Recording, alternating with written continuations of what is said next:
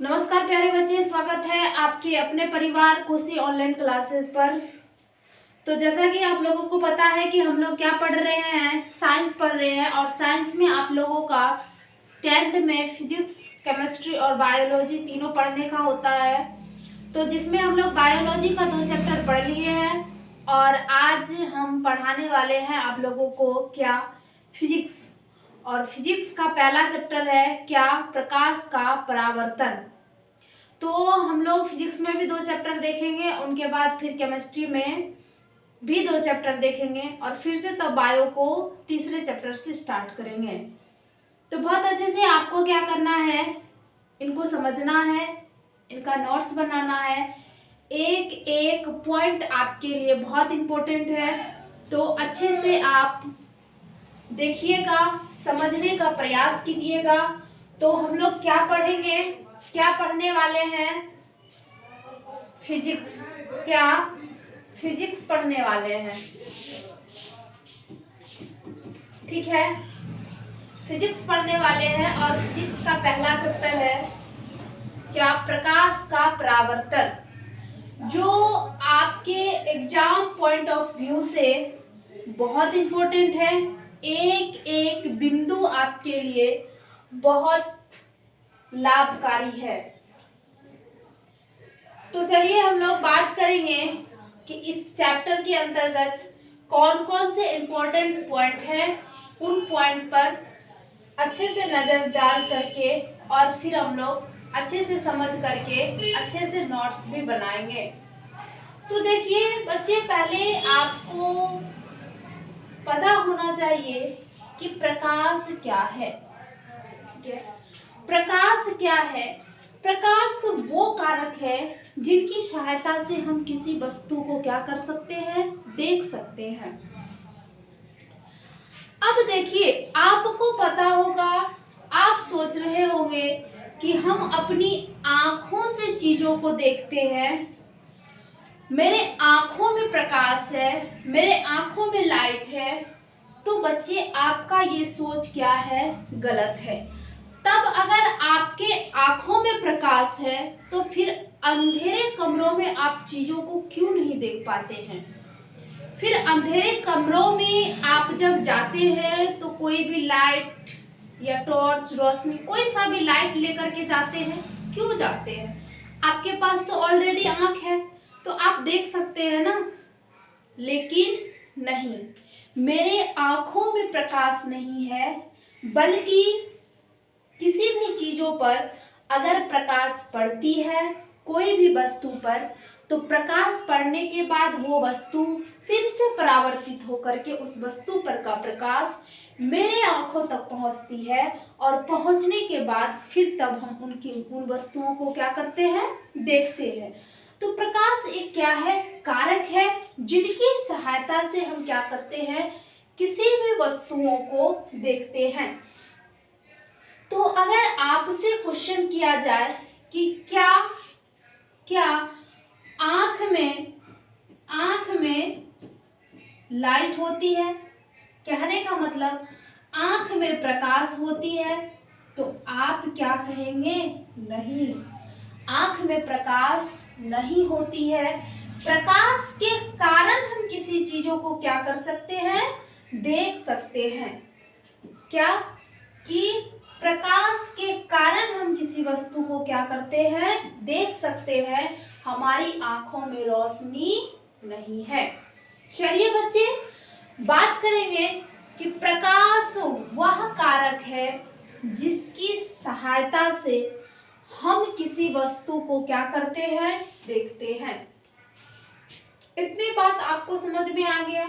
चलिए अगली बात, प्रकाश तरंग के रूप में विद्युत, चुंबकीय एवं अनुप्रस्थ तरंग है। आपसे ऑब्जेक्टिव में क्वेश्चन पूछा जाएगा कि प्रकाश तरंग के रूप में कौन से तरंग है, तो आपको बताना है कि विद्युत, चुंबकीय एवं अनुप्रस्थ तरंग है। कौन से, विद्युत, चुंबकीय एवं अनुप्रस्थ तरंग है। ये बहुत अच्छे से आपको याद रखना है। आगे देखिए क्या है कि प्रकाश की चाल सबसे अधिक निर्वात में 3 गुना 10⁸ मीटर प्रति सेकेंड होती है। कई बार ये क्वेश्चन पूछा हुआ है कि प्रकाश की चाल निर्वात में कितनी होती है। तो प्यारे बच्चे, आपको याद रखना है कि प्रकाश की चाल निर्वात में सबसे अधिक कितना, 3 गुना 10⁸ मीटर प्रति सेकेंड होती है। ठीक है, उम्मीद करेंगे ये बात आपको समझ में आ गया होगा। आगे देखिए क्या है, अगली बातें क्या है हम लोगों का। अगली जो पॉइंट है, बहुत इंपॉर्टेंट पॉइंट, वो क्या है, प्रकाश एक प्रकार की ऊर्जा है। क्या है? प्रकाश एक प्रकार की ऊर्जा है। बच्चे, प्रकाश अगर मेरे शरीर में लगता है, लाइट अगर मेरे शरीर में लगता है, तो उनसे भी हमको ऊर्जाएं मिलती है। आप देखे होंगे कि जब शिशु बहुत छोटे रहते हैं तो डॉक्टर उनको सलाह देते हैं कि इनको ना मतलब थोड़ा बहुत सुबह के टाइम में ऊर्जा लगाया कीजिए, मतलब प्रकाश का धूप थोड़ा सा लगाया कीजिए। तो अगर आपसे क्वेश्चन पूछा जाएगा कि प्रकाश क्या है, तो आप कहेंगे कि प्रकाश एक प्रकार की क्या है, ऊर्जा है। चलिए, और ये बात जो है कि प्रकाश सदैव सीधी रेखा में गमन करती है, तो ये बहुत इंपॉर्टेंट है। कई बार क्वेश्चन पूछा हुआ है कि प्रकाश किस रेखा में गमन करती है, तो किस रेखा में, सीधी रेखा में गमन करती है। कैसी? सीधी रेखा में गमन करती है।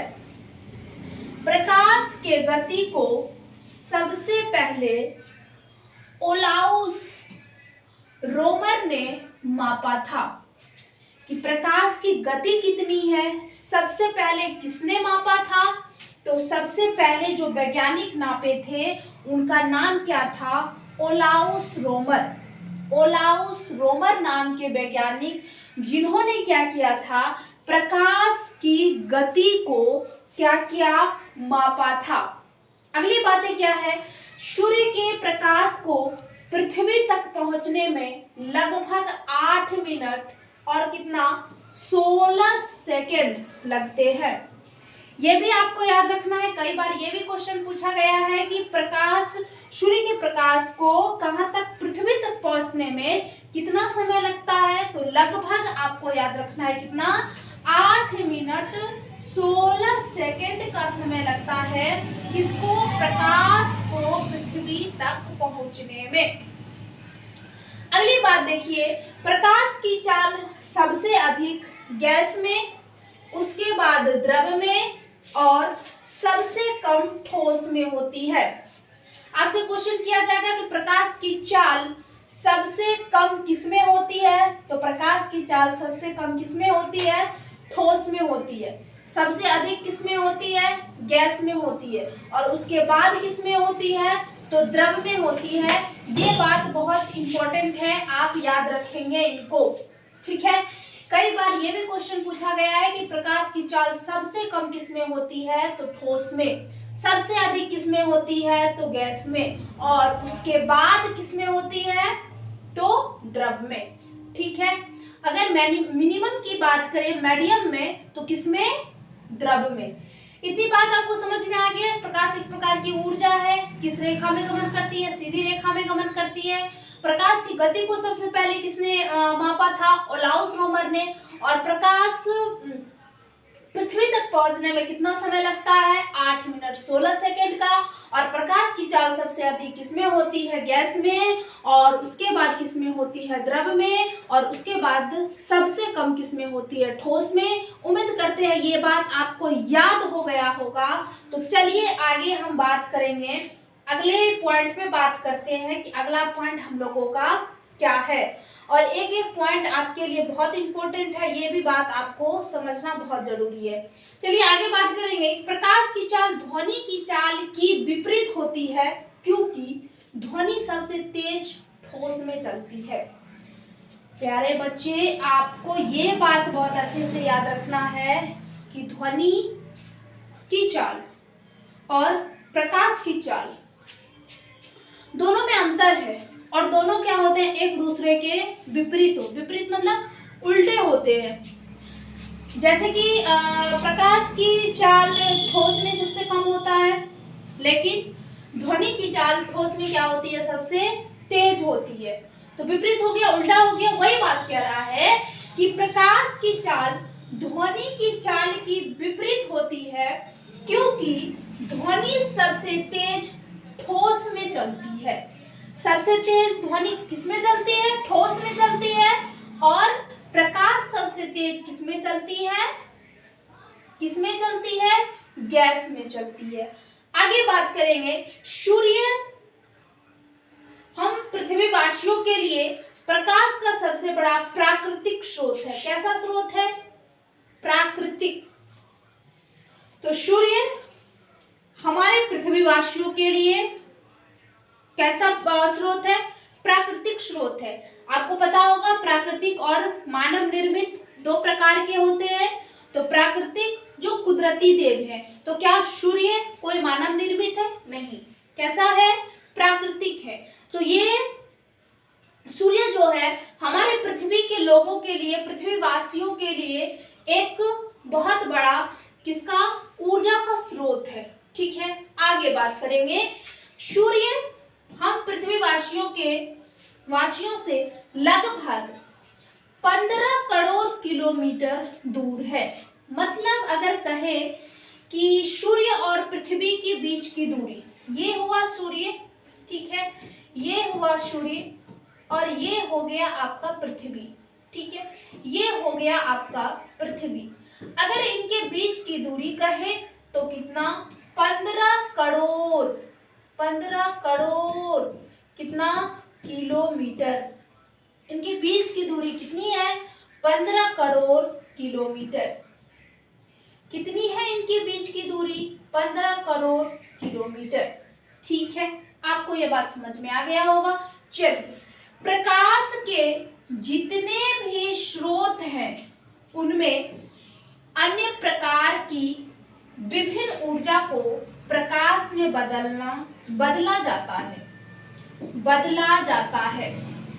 प्रकाश के जितने भी स्रोत हैं उनमें से अन्य को किसमें बदला जाता है, किसमें बदला जाता है, तो प्रकाश में बदला जाता है।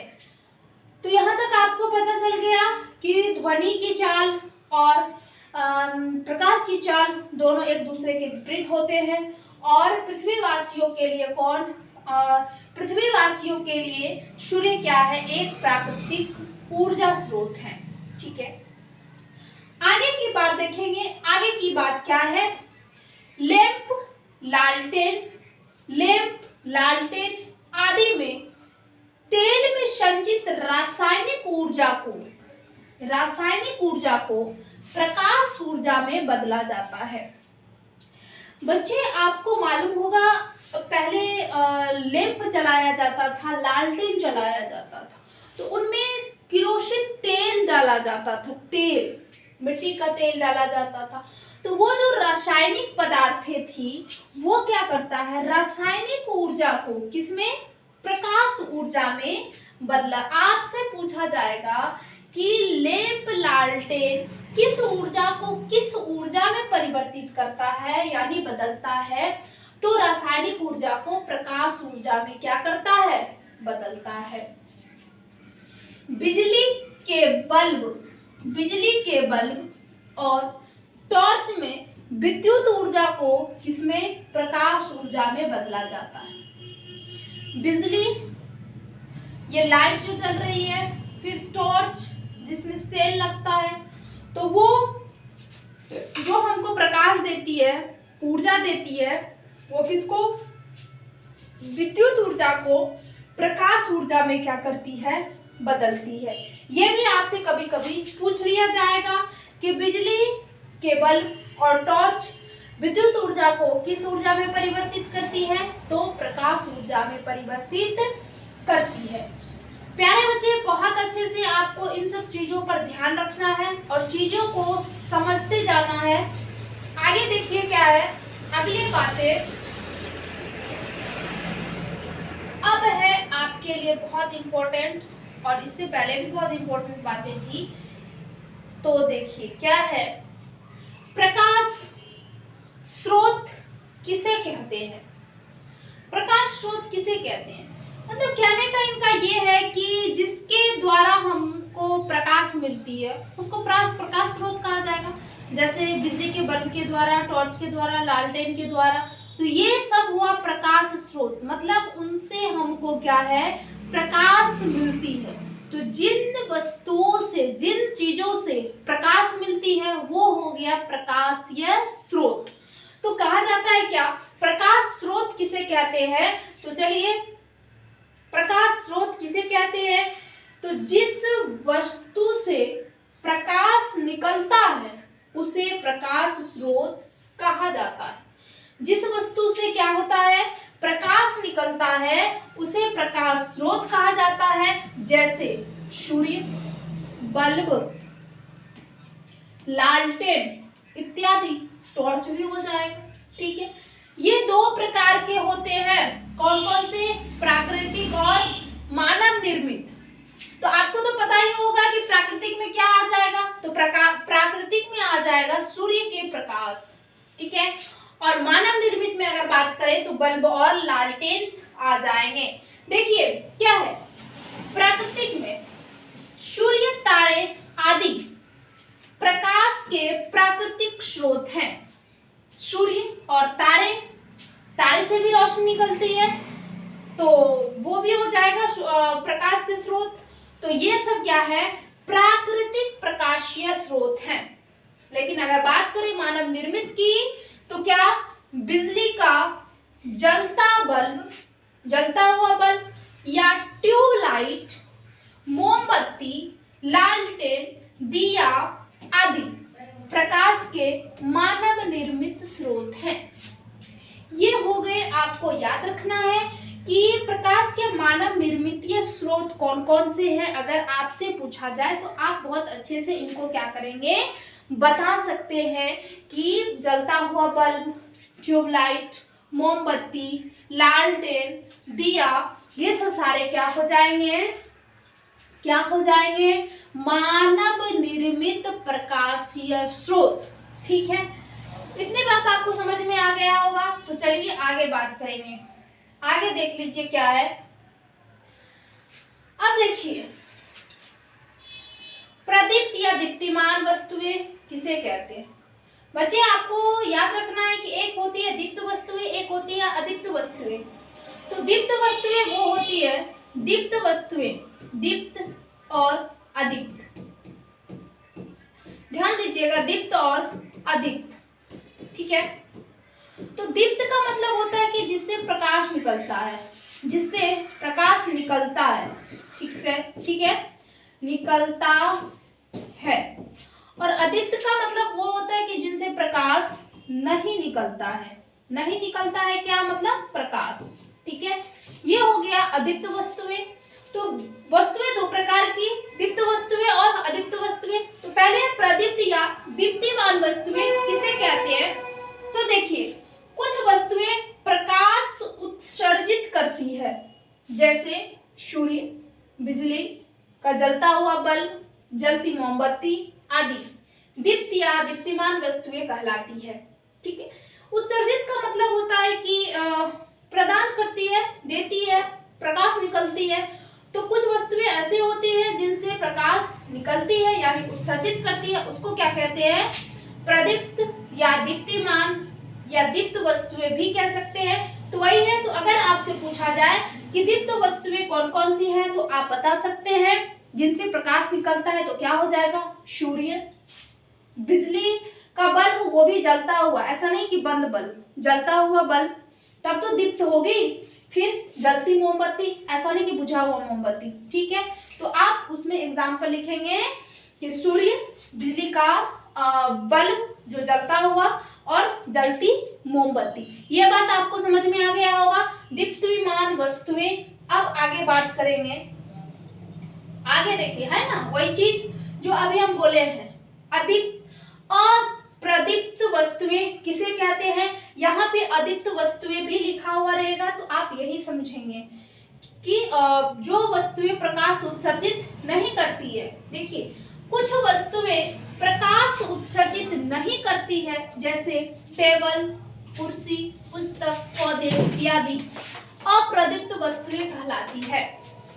आपसे पूछा जाएगा कि अदीप्त वस्तुओं के कुछ उदाहरण बताइए, तो आप क्या बताने वाले हैं कि कुछ ऐसी निर्जीव चीजें होती है जिसका नाम है टेबल, कुर्सी, पुस्तक, पेड़ पौधे, ये सब क्या प्रकाश उत्सर्जित करती है?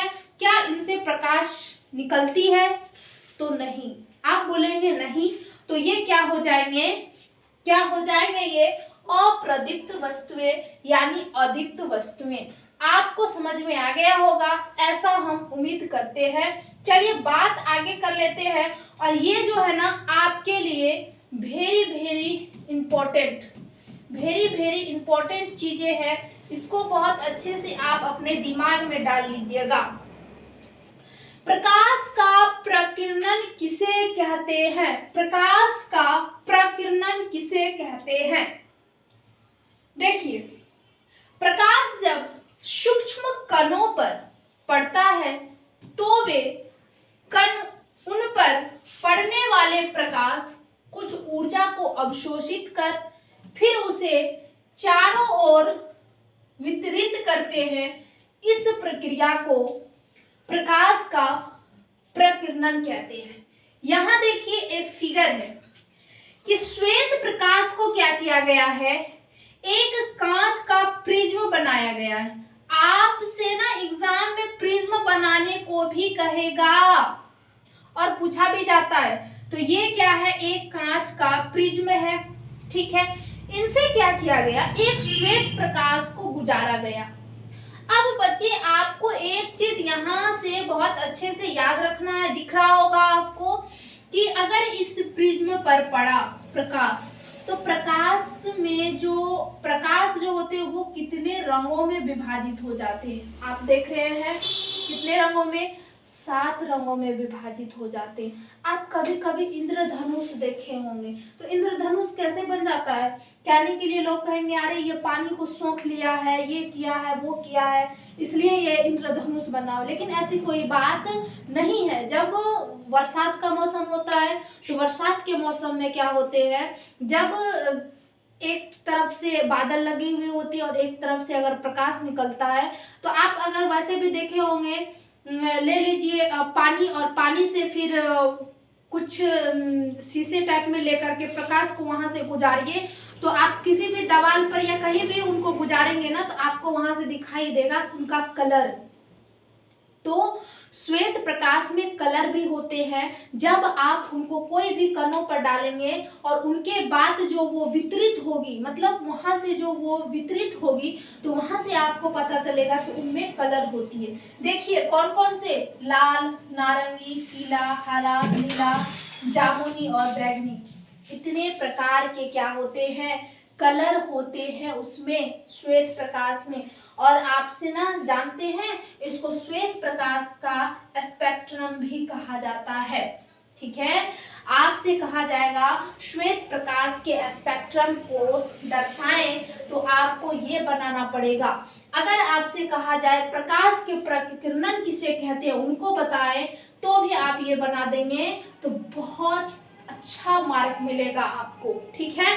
तो उम्मीद करेंगे आप ये चीज समझ गए होंगे, और इसी चीज से आपको ये भी समझ में आ जाएगा प्रकाश का परिकीर्णन किसे कहते हैं। चलिए बात करेंगे हम लोग आगे, और आगे बात कर लेते हैं क्या, ये भी आपके लिए बहुत इंपॉर्टेंट, ये भी आपके लिए वेरी इंपॉर्टेंट है। कई बार ये क्वेश्चन पूछा हुआ है, प्रकाश के परावर्तन को परिभाषित करें। प्रकाश के परावर्तन को क्या करें, परिभाषित करें। तो क्या है देखिए, ये है दर्पण, ठीक है, समतल दर्पण, किरण आ रही है, ठीक है। अब देखिए इस दर्पण पर पड़ने के बाद फिर यहां से किरण क्या होगी, गुजर जाएगी। तो आने वाले को आपतित किरण और जाने वाले को परावर्तित किरण, लेकिन उनके बीच में एक अभिलंब भी बनता है और अभिलंब के बीच में कोण बनते हैं, एक ये कोण और ये एक कोण। ठीक है, तो इस कोण को कहते हैं आपतन कोण और इस कोण को क्या कहते हैं, परावर्तन कोण कहते हैं। तो आपको क्या करना है, एक समतल दर्पण लेना है, समतल दर्पण में एक किरण को गुजारना है और किरण वहां से टकरा करके परावर्तित हो जाएगी। ठीक है, तो उसको कहेंगे परावर्तित किरण। इस बीच में एक अभिलंब बनेंगे जो क्या करेंगे, इनको दो भागों में डिवाइड करेंगे, जिनमें एक कोण होता है आपतन कोण और दूसरा कोण होता है परावर्तन कोण। ठीक है, वही चीज है यहाँ प्रकाश के परावर्तन में। प्रकाश के किसी वस्तु से टकराकर लौटने को प्रकाश का परावर्तन कहते हैं। प्रकाश से किसी वस्तु को टकराकर वहां से जो परावर्तित होती है किरण, उसको क्या कहते हैं, प्रकाश का परावर्तन। यहाँ आप देख रहे हैं कि एक समतल दर्पण से प्रकाश आया, आपतित किरण, तो यहाँ से टकराने के बाद ये क्या हो गया, परावर्तित हो गया। अगर आपसे प्रकाश के परावर्तन के नियम पूछेंगे तो आप क्या करेंगे, इस फिगर को भी बहुत अच्छे से बना देंगे तो बहुत अच्छा आपका वो मार्क मिल जाएगा। ठीक है, ये बात आपको समझ में आ गया होगा। चलिए, अब यहाँ तक हम लोग पढ़ेंगे और उसके बाद बहुत ज्यादा नहीं पढ़ेंगे और उसके बाद फिर हम लोग क्या करेंगे, कल पढ़ने वाले हैं। ठीक है, चलिए, प्रकाश के परावर्तन के कितने नियम, तो आपसे पूछा जाएगा प्रकाश के परावर्तन के कितने नियम होते हैं। तो बच्चे आपको याद रखना है कि प्रकाश के परावर्तन के मुख्यतः कितने नियम, मुख्यतः उनके दो नियम होते हैं। ये भी कई बार क्वेश्चन पूछा हुआ है। एक तो होता है, पहला क्या होता है, आपतन कोण परावर्तन कोण के बराबर होता है। ठीक है, और दूसरा क्या होता है, आपतित किरण, परावर्तित किरण तथा आपतन बिंदु पर खींचा गया अभिलंब तीनों एक ही तल में होता है। यहाँ हम एक चीज आपको समझा रहे हैं कि पहला नियम जो कह रहा है, जैसे आप अभी ऊपर देखे थे, क्या ये एक समतल दर्पण है। ठीक है, तो परावर्तन का पहला नियम है, वो क्या था, वो था कि प्रकाश के परावर्तन क्या है। ठीक है, लेकिन ये क्या है कि प्रकाश के परावर्तन के कितने नियम होते हैं, तो उनके दो नियम होते हैं। ये है समतल दर्पण, क्या, समतल दर्पण। ठीक है, ये है समतल दर्पण। अब देखिए, किरण आ रही है, आपतित किरण, ये हुआ आपतित किरण, आपतित किरण। ठीक है, और यहां से देखिए समतल दर्पण पर टकरा करके ये क्या हो रही है, परावर्तित हो रही है, परावर्तित, क्या हो रही है, परावर्तित हो रही है। अब देखिए, इस बीच में जो एक अभिलंब बनता है, तो यहाँ पे एक कोण बनेगा और यहाँ भी एक कोण बनेगा, तो इसको कहते हैं आपतन कोण, आपतन कोण। ठीक है, और इसको क्या कहते हैं, परावर्तन कोण, परावर्तन कोण। ठीक है, अब देखिए, तो पहला नियम क्या है कि आपतन कोण और परावर्तन कोण, है ना, आपतन कोण परावर्तन कोण के बराबर होते हैं। मतलब ये जो होते हैं आपतन कोण, आपतन कोण और परावर्तन कोण दोनों क्या होते हैं, दोनों आपस में सिमिलर होते हैं, क्या, बराबर होते हैं। तो दोनों क्या होते हैं, बराबर।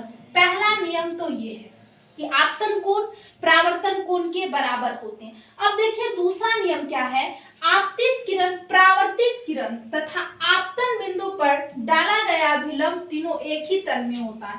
कहने का मतलब इसका ये है, देखिए हम बताते हैं कि ये जो एक दर्पण है, समतल दर्पण, ठीक, समझने वाली बात, ये किरण आई आपतित, ये गई परावर्तित, और यहाँ जो अभिलंब बन रहा है वो तीनों क्या एक ही बिंदु पर मिल रहे हैं ना, हाँ, आप बोलेंगे हाँ। तो ये है आपतन, ये क्या है, आपतन बिंदु, इसका नाम हो गया आपतन बिंदु। बिंदु, ठीक है। तो दूसरा नियम कहने का यही है कि आपतित किरण, परावर्तित किरण और ये जो अभिलंब है तीनों एक ही तल में होते हैं। कहने का मतलब एक ही जगह पर होते हैं। दूसरा नियम यही है। तो उम्मीद करेंगे आपको ये सब सारी बातें क्या हो गया होगा, समझ में आ गया होगा और बहुत अच्छे से आप इनको समझ गए होंगे। और आपके लिए बहुत इंपॉर्टेंट है, ये चीजें पूछी जाती है और कई बार ये क्या किया गया है, एग्जाम में भी पूछा गया है। उम्मीद करेंगे, आशा करते हैं कि आपको ये सब सारी बातें समझ में आ गया होगा। तो ज्यादा हम लोग नहीं करेंगे, अब इससे आगे हम लोग पढ़ेंगे कल। तो आपको अगला वीडियो इनसे मिल जाएगा, इन्हीं से आगे का जो आगे क्या है देख लेते हैं एक बार। आगे का बिंदु आपको भी दिखा देते हैं। 7 नंबर है प्रतिबिंब का परिभाषा। याद रखेंगे आप कि अगला बिंदु मेरा क्या होने वाला है, प्रतिबिंब। तो अब मिलेंगे अगले वीडियो में, तब तक के लिए धन्यवाद।